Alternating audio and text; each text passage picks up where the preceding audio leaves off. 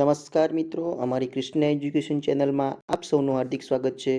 મિત્રો, આજે આપણે ધોરણ 5માં જે એકમ કસોટી લેવાઈ છે એ છે વિષય હિન્દી, અને જે 11/2/2023ના રોજ એકમ કસોટી લેવાઈ ગયેલ છે. આ પ્રશ્ન બેંકનું સંપૂર્ણ સોલ્યુશન પ્રશ્ન નંબર 1થી લઈને પ્રશ્ન નંબર 5 સુધી સંપૂર્ણ પ્રશ્નોનું સોલ્યુશન આપણે આજના આ વિડીયોમાં જોઈશું. તો મિત્રો, તમે જો વિડીયો શરૂ કરતાં પહેલાં અમારી ચેનલ ઉપર નવા હોય તો અમારી ચેનલને લાઇક, શેર અને સબસ્ક્રાઈબ કરવાનું ચૂકતા નહીં. શરૂ કરીએ મિત્રો આજનો વિડીયો. તો પ્રશ્ન નંબર 1 જોઈ લઈએ. સહી વિકલ્પ ચुनकर प्रश्नों के उत्तर लिखिए. તેમાં પહેલું છે કલગીદાર સબ્જી कौन सी है, તો એમાં આવશે બેંગન. બીજો પ્રશ્ન છે સબ્જીઓ કા રાજા कौन है, તો એમાં આવશે આલू. ત્રીજો પ્રશ્ન જે છે નીચે दी गई सब्जियों में से हलवा किससे बनता है, तो એમાં આવશે સી गाजर. चौथो प्रश्न है कैसा शोर पाठ में कौन आपस में चर्चा कर रहे हैं, तो एमा आवशे सब्जिया. पांचमो जो प्रश्न है पेड़ शब्द का समानार्थी शब्द है, तो एमा आवशे वृक्ष.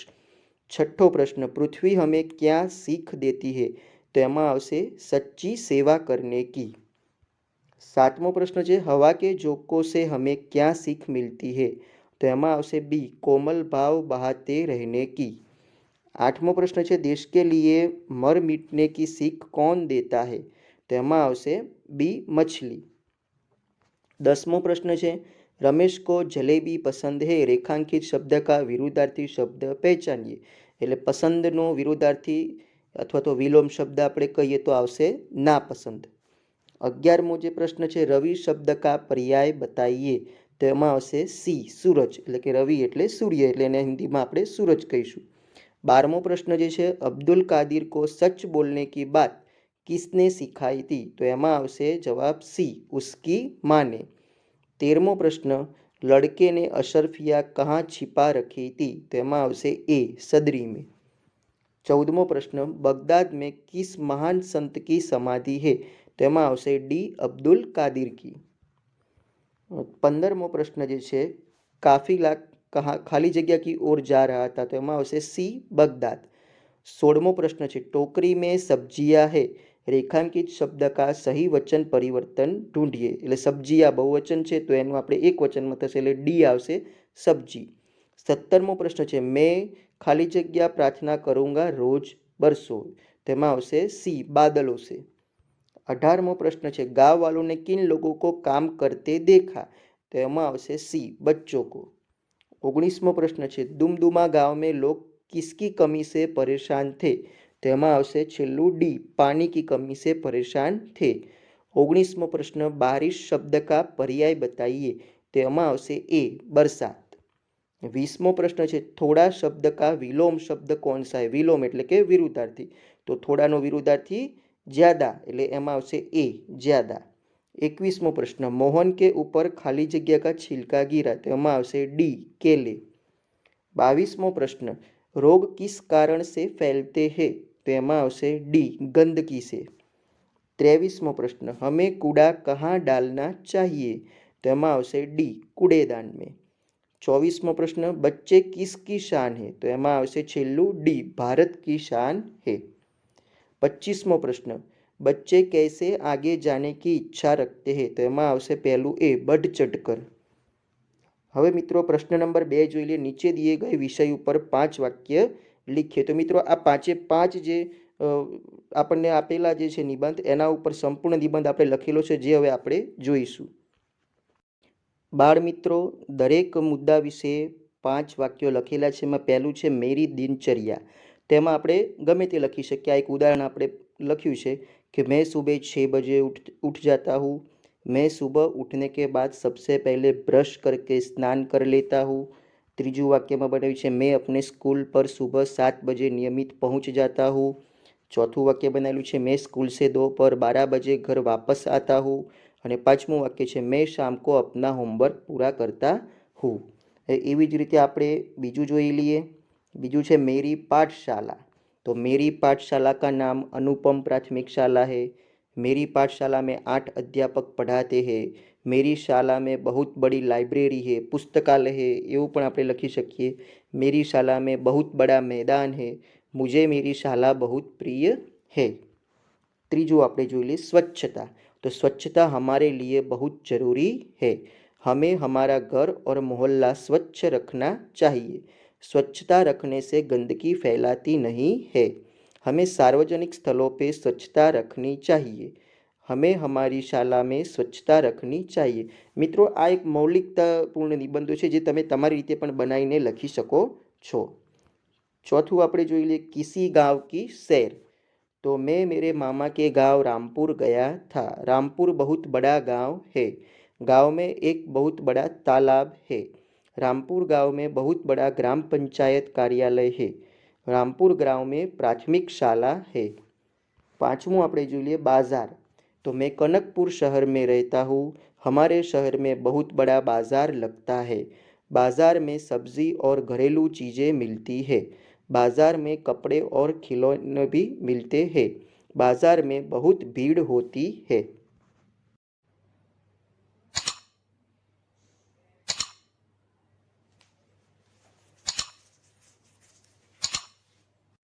હવે મિત્રો આપણે જોઈ લઈએ પ્રશ્ન નંબર 3। નિમ્નલિખિત શબ્દોકોશ શબ્દકોશ કે क्रम में लिखिए। એમાં પહેલું જે છે તો એમાં પહેલું જે આપણને આપેલું છે એમાં જવાબમાં આવશે પહેલું અદરક, બીજું અનાર, ત્રીજું આમ, ચોથું કકડી અને છેલ્લું આવશે કનેર। એવી રીતે જે બીજું આપણને ગોઠવવામાં કીધું છે શબ્દકોશ ક્રમમાં તેમાં પહેલું સૌથી આવશે શીશ, બીજું આવશે ષટકોણ, ત્રીજું આવશે શીખ, ચોથું આવશે સૂરજ અને પાંચમું આવશે સેવા। એવી રીતે ત્રીજું જે છે એમાં પહેલું આવશે ડાકુ, બીજું આવશે બગદાદ, ત્રીજું આવશે બાલક, ચોથું આવશે સમાધિ અને પાંચમું આવશે સરદાર। ચોથામાં જોઈ લઈએ તો એમાં પહેલું આવશે ઉપાય, બીજું આવશે કહાડી, ત્રીજું આવશે દુમદુમા, ચોથું આવશે બાદલ અને પાંચમું આવશે मैदान। પાંચમામાં જોઈ લઈએ તો પહેલું આવશે કૂડાદાન, બીજું આવશે छिलका, ત્રીજું આવશે જન્મદિન, ચોથું આવશે પાઠશાલા અને પાંચમું આવશે मोहल्ला। प्रश्न नंबर 4। नीचे दिए गए शब्दों को संज्ञा, विशेषण और क्रियापद में वर्गीकृत कीजिए। એટલે કે મિત્રો સંજ્ઞા એટલે કે નામમાં, વિશેષણ એટલે કે જે વિશેષતા દર્શાવતો એવો શબ્દ અને બીજું ક્રિયાપદ એટલે કે જે કોઈ ક્રિયા થતી હોય હસવું, રડવું, સોવું, ઊંઘવું એ બધા શબ્દો બરાબર। તો સંજ્ઞામાં આપણે જે જોઈ લઈએ તો એમાં આવશે સબ્જી ભારત, વિશેષણમાં આવશે સુંદર અને ક્રિયાપદમાં આવશે હસના સોના। હવે બીજું જે છે એમાં જોઈ લઈએ તો એમાં સંજ્ઞામાં નદી, બિરજુ, વિશેષણમાં મીઠા અને ક્રિયાપદમાં આવશે પઢના દોડના। ત્રીજું જે છે એમાં સંજ્ઞામાં આવશે પુસ્તક હિમાલય, વિશેષણમાં આવશે થોડા અને ક્રિયાપદમાં આવશે ખેલના ખાના। ચોથું જે છે એમાં સંજ્ઞામાં આવશે હાથી પેડ, વિશેષણમાં આવશે બડા અને ક્રિયાપદમાં આવશે ચલના તરના। પાંચમું જે છે એમાં સંજ્ઞામાં આવશે ગાય અને ખરગોશ, વિશેષણમાં આવશે સફેદ અને ક્રિયાપદમાં આવશે નાચના લીખના। प्रश्न नंबर 5। मातृभाषा में अनुवाद कीजिए। तो मित्रों अहींया दरेक वाक्यનું मातृभाषाમાં अनुवाद करेલું છે। પહેલું છે बिरजू चाचा अपने काम में मशगूल हो गए। तो बिरजू काका पोताना कामમાં व्यस्त થઈ ગયા। બીજું જે છે करेला स्वास्थ्य के लिए बहुत लाभदायी है। तो कारेला स्वास्थ्य માટે ખૂબ જ ફાયદાકારક છે। ત્રીજું છે मसाले रसोई में स्वाद और सुगंध प्रदान करते हैं। तो मसाला रसोईમાં स्वाद અને सुगंध આપે છે। चौथुं जे छे अच्छे कार्य करने वालों की प्रशंसा होती है। तो सारा कार्य करवा वाळाओना वखाण थाय छे। पांचमું टोकरी में मीठा शकरकंद है। तो टोपली में मीठा शक्करिया छे। छठ्ठું दीपक से अंधेरा दूर होता है। तो दीवाथी अंधारू दूर थाय छे। सातमुं लड़का एक और खड़ा रहकर लूटमार को देख रहा था। तो छोकरो एक बाजू ऊभो रहीने लूटफाटने देखी रह्यो हतो। आठमुं माने कहा है सदैव सच बोलना। माए कीधुं छे हमेशा साचुं बोलजे। नवमुं मोर हमारा राष्ट्रीय पक्षी है। तो मोर आपणुं राष्ट्रीय पक्षी छे। दसमुं बादल रोज कैसे बरस सकते हैं। वादळ रोज केवी रीते वरसी शके छे।